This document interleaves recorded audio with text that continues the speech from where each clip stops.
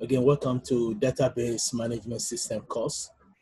In this lectures, we're going to discuss about data modeling and also the importance of data modeling. So our main objective is to discuss data modeling and why data models are important. Also, we're going to discuss the basic data modeling building blocks in database management system. Also, we're going to define what business rules are and how they influence database design. Also understand how the major data models involved. So we start with data modeling and also data models. So data modeling is a process of creating a specific data model for a determined problem domain. So we know in software engineering or software design, analysis, and development, we always deal with data modeling, especially in the face of designing any software. And also in the real world, even in the manufacturing industries, such as vehicle manufacturing, a company will not just go straight ahead and develop a machine or a vehicle. We must create a model first. So a model helps us to communicate with a specific product that we are trying to develop with other professionals in the field. So data model is creating a specific data model for a determined problem domain. And a data model is a simple representation of a complex real-world data structures, and also useful for supporting a specific problem domain. So for example, again, in a vehicle manufacturing companies, for a company to again develop a vehicle or a machine, and the first process is to come up with a model. Because if we go straight ahead and we develop the machine and we have any specific problem, it will be costly to again redo it or to correct the mistakes. When we create a data model, anytime we can communicate with other professionals in the field and we can again modify the model, and it won't cost much time or financial. So data modeling is very important in almost every manufacturing industry. So a model can be an abstraction of a more complex real-world object or event. So the importance of data model, as we said, it also facilitates communication. Again, when we create the model, we can communicate with our project sponsors or the stakeholders in the project, how they want the system to be. And modifying a modeling is more quicker and less costly than developing the system. In some other techniques, we can, instead of developing the real system, we can create a prototype. So that's another software engineering technique whereby instead of creating a model, we create a prototype of the real system. And that also works. So the importance of data model cannot be overstated. It facilitates communication. It also gives various views of the database, also organizes data for various users, and also provide an abstraction for the creation of a good database. So again, this course is a database management system. So when we talk about data model, we are talking about, again, designing a data model for a database application. So normally in the data modeling basic building blocks in database management system, number one would be an entity. So an entity can be a person, place, thing, or event about which the data will be collected and installed. So for example, if I want to design a database for, let's say, a bank or financial institution, maybe one of the entity I will consider will be customers. And also I have to know the characteristics of the customers, which will be customer last name, address, place, etc. These are the data I want to store about a customer. So a customer is an entity. And also an attribute. So we talk about the attribute. Attribute will be the characteristics of an entity. So if it's a student, I want to store data about student. A student is an entity. student grade, last name, address, and major, etc. That would be the characteristics of an entity. Then we also have a relationship. A relationship will be the association among entities. So for example, in a student, I may have a student entity, and the characteristics of the entity of student can be last name, first name, address, grade. And also I may have another entity called a course. The course can have a course ID, course name, number of credit for the course. This will be the course entity. Now I can create a relationship between two entities or more. And this relationship is what we call the association among entities. Can be three different types. It can be one to many, many to many, one to one. So for example, based on the business rule of an institution, a university, we can say that, okay, one student can take only one class at a time because the semester runs for only 5 weeks. Or we may say that one student can take two or one or two classes because the semester runs for 8 weeks. Or a student can take up to four classes because the semester runs for 16 weeks. So these are the business rules. So normally association and the type of relationship we may have between two entities, we're normally going to generate the type based on the business rule of the organization. So in database management system, we have three different types of relationship. As we said earlier, one to many, many to many, and one to one. Example, one student can take only one class at a time. One student can take one or many classes, or many students can take many classes. Then we have what we call the constraint. The constraint will be the restriction which will be placed on the data. It also ensures the data integrity. And we may discuss about this when we start data modeling topic. So business rule, the most important process of data modeling or designing a database, because most of the relationship we are going to create between entities will be generated from the business rule. So a business rule can be the brief, precise, and also ambiguous description of a policy, procedure, or principles. We have a university. The university policy said one student can take only one class at a time. Or we have a banking institution which said that many customers can open one or many accounts. So we create and also enforce actions within that organization environment. Business rule again, create and also enforce actions within the organization environment. Also, as we said, the business rules will establish entity relationships and constraints. So how do we discover business rules? The source of business rules can be the company's managers. They may come up with the policy of the organization, or policy makers, or department managers. They may come up with their own standard procedure of doing business, or written documentation. Also direct interview with end users.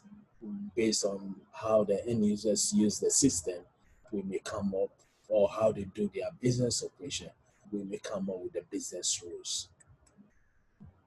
So reasons for identifying and documenting business rule. One is to standardize the company's view of data, standardization. Then also to be able to facilitate communications too between the users and designers. As we said earlier, the business rule is the core way of getting the type of entity relationships. Also assist designers understand the nature, the role, the scope of data and business process, develop appropriate relationship, participation rules and constraints. Also create an accurate data model. So business rules normally set the stage for the proper identification of entities, attributes, relationships, and constraints. And also when we are designing our database system, always we use the nouns to represent the entity, such as a student, employee. Then the verbs we translate into actions among a relationship among entities, such as student can take one class, take, or employee manages one department, or employee works in one department or one or many departments, or we can say employee assigned to one or more departments. So we can see that the relationships will be verbs and the entities always are nouns. Also, relationship can be bidirectional. So we say one student take one class. We can say one class can be taken by one student. So how many instances of B are related to one instance of A? Or how many instances of A are related to the one instance of B? So relationship again can be bidirectional. Then also the naming conventions is very important in the design process of a database system, management system. So entity name requirement, this is just a conventional name. It's not a rule. So here we say be descriptive of the object in the business environment. For example, if I have an attribute last name or I want to store last name, I don't want to name the attribute X or Y. Rather, I will name it last name so that we know the content of it. Same thing a table. A table entity that I want to store data about an entity. I will name that entity by that very type. So I may have a student table. I'm not going to say market table. And in the market table, I'm going to store student information. So naming convention always have to be related to the type of information you are storing, either in the entity or the attribute also. So we say be descriptive of the objects in the business environment. Use terminology that is familiar to the users. Also, attribute name required to be descriptive of the data represented by the attribute. So last name, address, city. If I want to store the city name of the entity, let's say student or employee, I will name the field city. Also, proper name, we should facilitate communication between parties, promote self-documentation. Now, we have different types of modeling. Here we discuss about hierarchy and also network models. So the hierarchy models normally develop to manage a large amount of data for complex manufacturing projects. So that's why it's in hierarchy form.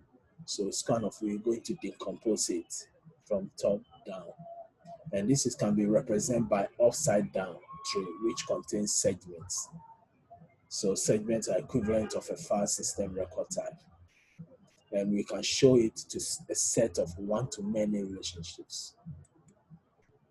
But network model normally created to represent complex data relationships effectively. Here is going to improve the database performance and impose the database standards. Also, it will allow a record to have more than one parent. The standard database concept that emerged with the network model, which are still used by modern data models, can be a schema, soft schema, data manipulation language, data definition language. Data manipulation language and data definition language is the two major parts of sequential query language. So data manipulation language is when you want to write a query like select statements. I want all the students that got a grade of A, so I'm going to write a query. A query is part of the data manipulation language. Data definition language, example of the script can be create or delete. So data definition language normally allow us to develop or create our database objects, such as table, the view, index, etc. So a relationship model normally produce an automatic transmission database that replace standard transmission databases. So relational model normally is based on relation. Relation is the same as a table. So when we say relational database system, we mean a database that normally is based on table system. A table normally consists of rows and columns. The rows will be the records of one person or one entity, and the columns will be the fields. Actually, the column is the scalar unit, the most smallest unit. It will be the characteristics of the entity. So we say the table is almost same as matrix, rows and column. So we say a matrix composed of intersecting tuples, which is the rows, and also the attribute, which is the column, and also describes a precise of data manipulation constructs. So this is an example of a relational model. We have two. This is created using the Microsoft Access. So we have the agent database, or we say in this case, a relation or a table. This is a database system consists of two tables, an agent, table or relation, and a customer. And we can see the relationship here. One customer one agent maybe can represent one or many customers. And our primary key field for agent is agent code. And we can use that. We are using the agent code in the customer relation. So agent code is called the primary key field in agent. Then agent code in another table, in this case customer, will be called a foreign key. So a foreign key is a key that is a primary key field in another table. And the main reason of foreign key is to allow us to create a relationship between the two tables. So when I'm creating this relationship between these two tables, agent and customer, I'm using the field name agent code and also agent code in the customer to create the relation. So you can see that in agent code as a primary key field, we cannot have the same primary key field twice because primary key field, as we said, is uniquely identify each record. So the entry must be unique. Example would be we don't have two customers with the same social security number. But in agent code, as a foreign key customer, we can have more than one field. So let's say we have an agent named William. The William agent code is 111. Now, if agent William 111 representing 10 customers and they did something for 10 customers, then agent code here, we can have the same code 11 10 times representing each customer because this is a foreign key. But in an agent table, agent code is a primary key field. We can't have the same code twice. But if it's a foreign key, or sometimes we use the term secondary key, we can have as many, same field as many as we want. So SQL-based relational database application, we mentioned earlier, SQL stands for Sequential Query Language, and some textbooks call it Structured Query Language. And it consists of major two parts. That's the data manipulation part and data definition part also.